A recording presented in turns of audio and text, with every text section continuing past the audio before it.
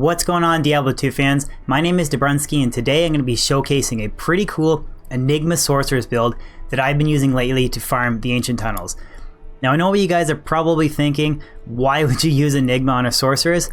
But there's actually some pretty cool benefits to using this armor on a sorceress, and I'm going to cover all of that in this video. So guys, I hope you enjoy this one. Okay guys, so the first thing I'm going to cover is the attribute points that I invested in this character. Now the really cool thing about Enigma is the strength bonus that it gives. So this character build that I'm using, it's a max Vita Sorc, so that means all of my points are put into vitality with the exception of the strength that's required to wear a Spirit Monarch shield. So I have 156 points into strength, you can see right here, none into dexterity, just 65, none into energy, and the rest of my points are dumped into vitality. Now you can see that I have 609 points put into vitality, and that's because of the strength bonus from Enigma. It saves points that I have to invest into strength to wear spirit, so I'm able to pump more points into vitality. And I am level 97, but 609 points in vitality is quite a bit for a sorceress. Okay guys, so now I'm going to cover the skill points that I invested with this character. It's pretty straightforward. For the fire tree, I put one initial point into warmth, and now because I'm level 97, I have a couple extra spare skill points to use up, so I did end up putting 2 more skill points into warmth, but at level 16, before my buff with the CTA, I get 210% mana recovery. So this is pretty important because I'm not running insight on this character on my mercenary, so I'll get into that later, but it's really nice to have the passive warmth bonus for the mana recovery for your Sorc. The lightning skill tree is pretty straightforward as well. I have 1 point into static field. Static field is nice when you run into cold immune monsters in the ancient tunnels. It just helps to knock down their health a little bit quicker while I wait for my mercenary to finish them off. Now the really cool thing about the ancient tunnels is it's a level 85 area with next to no cold immune monsters, but you do run into the odd boss pack that is cold immune, so it's nice to have static field to lower their health down a little bit quicker while you wait for your mercenary to kill them. I have 1 hard point into telekinesis and then 1 hard point into teleport. I'm not sure why, but the +1 to teleport on my Enigma, for some reason it doesn't give me a +1 on my lightning skill tree, so I actually have to invest 1 hard point into it. If any of you guys know why that's the case, let me know in the comment section below. Could just be a pluggy thing, I'm not sure why, but it's not really that big a deal. So you just put 1 point into telekinesis and then 1 point into teleport, which is pretty standard for any sorcerer's build really. So the cold skill tree is where we invested most of our points because we are a pure cold Sorc that's farming the ancient tunnels. So I have 1 hard point invested in frozen armor. It's great use of a single hard skill point. It gives my Sorc a 135% defense buff. And then I put 20 points into Ice Bolt, 20 points into Ice Blast, and 20 points into Glacial Spike, and then 20 points into Blizzard. So Glacial Spike, Ice Blast, and Ice Bolt, they all synergize the damage of Blizzard. I ended up putting 20 points into Cold Mastery. This is kind of a waste. You could put a little bit less. Minus 220 Cold Res is a little bit overkill, but I just dumped full skill points into it anyways. It doesn't really matter. And then I put 1 hard point into Frost Nova, and that's just to open the skill point Blizzard. So with this setup, I have a level 41 Blizzard that does 7.3k to 7.6k damage.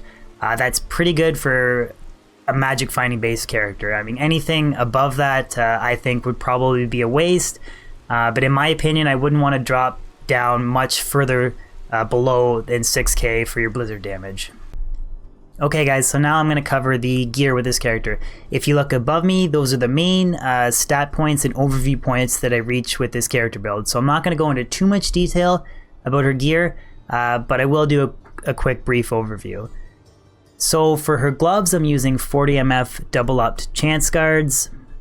For her weapon, I'm using an Oculus that's socked with a 15 all res jewel. Res is important when we're using Enigma because Enigma has no res, so it's really difficult to cap your resistances. So that's why I went with a 15 all res jewel in her weapon. Shaco with an Umrune. Again, we went with the Umrune for more resistances because we wanted to cap our res at 75. For her amulet, I'm using a crafted caster amulet, 2 to Sorc skills, 24% MF, and 32% fire res. The fire res is really nice because Spirit has no fire res, so it helps to supplement the lack of res from that's on the Spirit runeword.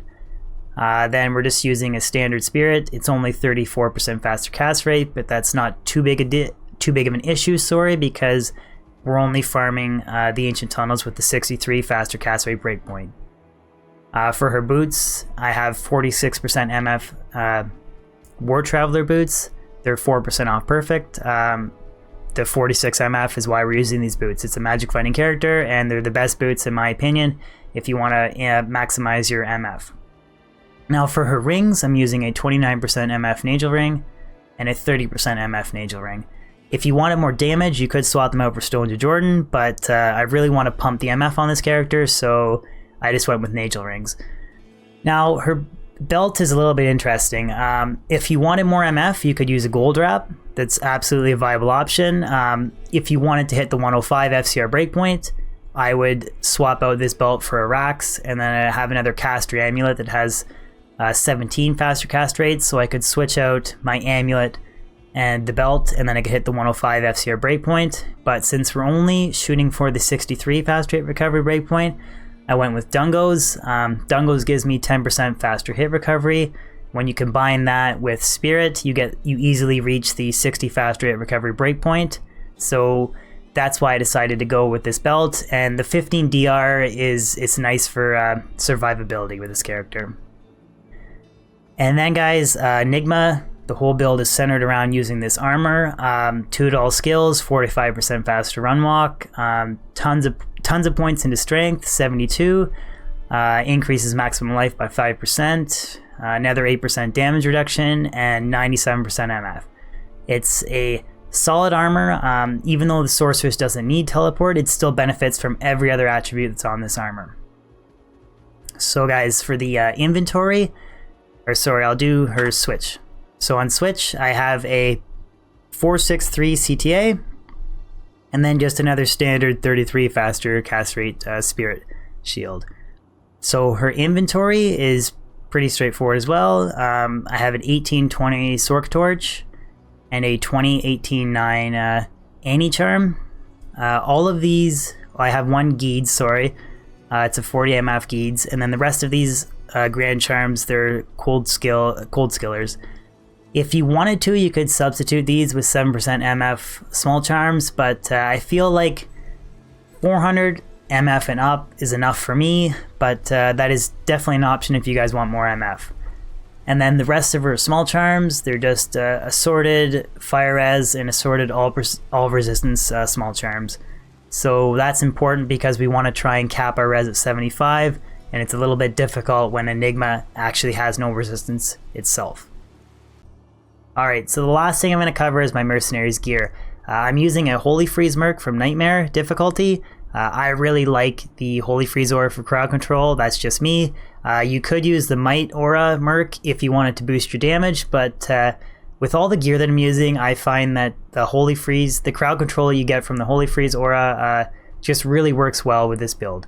So for my Mercenary's helmet, I'm using an E-Bugged Delirium and a Bone Visage. I'm primarily using this runeword specifically for the 11% chance to cast level 18 Confuse on striking. I'll show you guys after in a run what it looks like when the Confuse curse is constantly proccing, but it provides amazing crowd control, which is really nice because we're farming on player 7 difficulty, and I'm level 97 with my Sorc, so any crowd control is beneficial because I really don't want to die with this character because I do eventually want to push her to level 99. So for my Merc's weapon, I'm using a Eth Hone Sedan that's been upped, and it's socketed with a Shale rune, an Am rune, and a rare jewel that has a little bit of resistance and enhanced damage. The Shale rune is for the increased attack speed. It helps my Mercenary reach a higher increased attack speed breakpoint, and the Am rune is so that my Mercenary has life leech. In terms of the jewel, you can really put whatever you want in there. The enhanced damage res jewel is just kind of nice because it almost caps my Merc's res before he procs Fade from Treachery.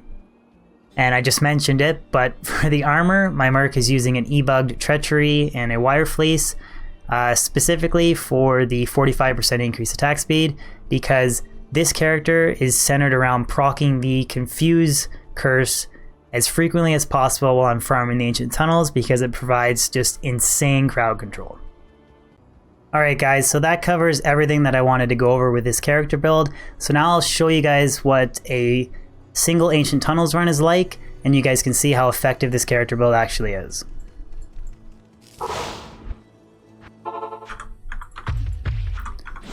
So when I buff up, I have almost 5,000 health, which is pretty good for a sorceress that doesn't have a single 20 to life MFs, 20 to life small charm, sorry.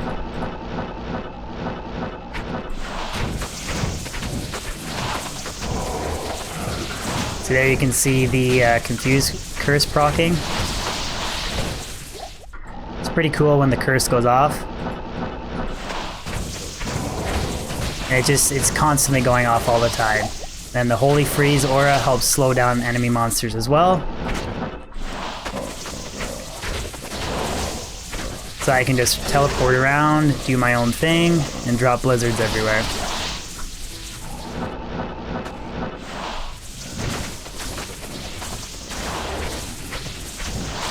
You can see that with the Holy Freeze aura and the Confuse curse constantly proccing that the Oculus isn't too much of an issue. I haven't random teleported yet.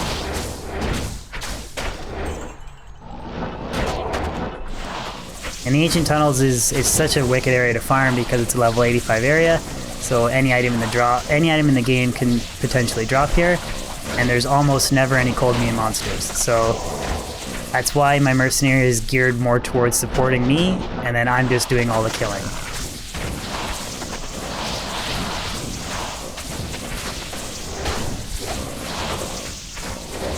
And you can just see like that Confused curse is just constantly proccing. It's wicked crowd control.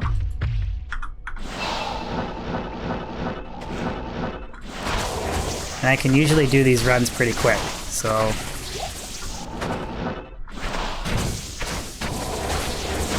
just killing every monster, clearing it all out.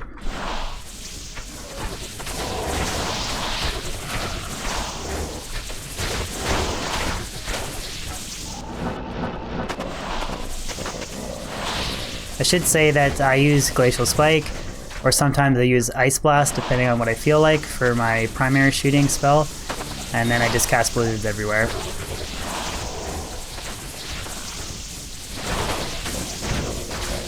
Ooh, Superior.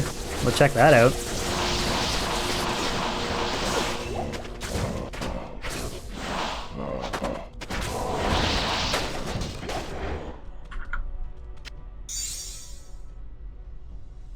Nice, wow. 3 to bow and crossbow skills, 12% enhanced damage, and 2 to attack rating. Cool. That's a decent bow. That's not a bad way to show you guys what this character build's all about. And nothing. Alright guys, so that pretty well covers everything that I wanted to talk about and show off with this Enigma Sorc build. I know a lot of people tend to prefer to use Chains of Honor, but I do think an Enigma Sorc is a viable character. So guys, let me know in the comment section below if you have actually used an Enigma Sorc build before, and give this video a thumbs up if you enjoyed it, and consider subscribing to my YouTube channel if you want to keep up with my Diablo 2 content that I post every week, and to catch my live streams every week. But guys, I really appreciate the support that I've received lately. It really means a lot, and I hope you guys have a great day, and I'll see you guys on my next video or my next YouTube stream.